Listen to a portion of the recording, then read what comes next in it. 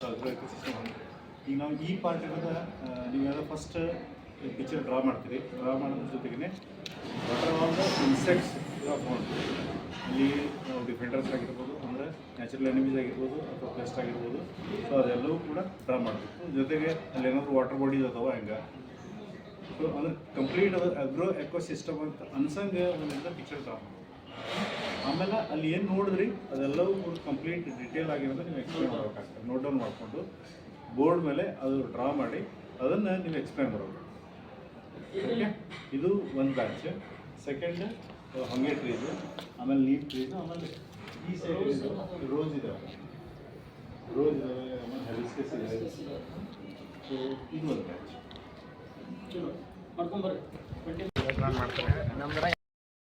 ಏನು ಒಂದು ಹೇಳೋದ್ರ ಬಗ್ಗೆ ಏನದು ಟೆಂಪಲ್ ಟ್ರೀ, ಮಿಲಿ ಬಗ್ಸ್ ಎಲ್ಲ ಒಂದು ಕಣಲ್ಲಿ ಅಷ್ಟು white ಇದ್ದೀವಾ?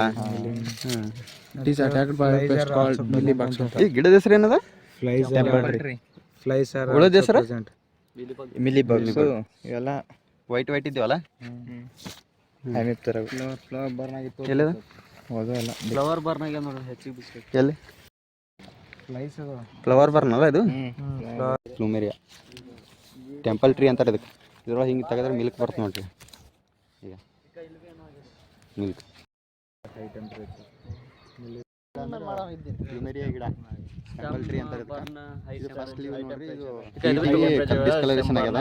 High temperature leave spot ಅದು. ಇದು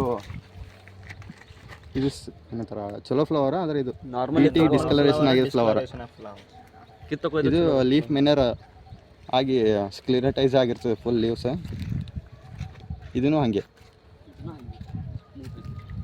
ಇದು ಪ್ಲ್ಯಾಂಟ್ ಡ್ಯಾಮೇಜ್ ಆಗಿದ್ದಕ್ಕೆ ಅದ್ರದ್ದು ಲಿಕ್ವಿಡ್ ಬಂದು ಹೀಲ್ ಮಾಡಿರ್ತದೆ ಪ್ಲ್ಯಾಂಟಿಗೆ, ಅದರ ಪಾರ್ಟ್ ಅದು. ಆಯಿತಾ?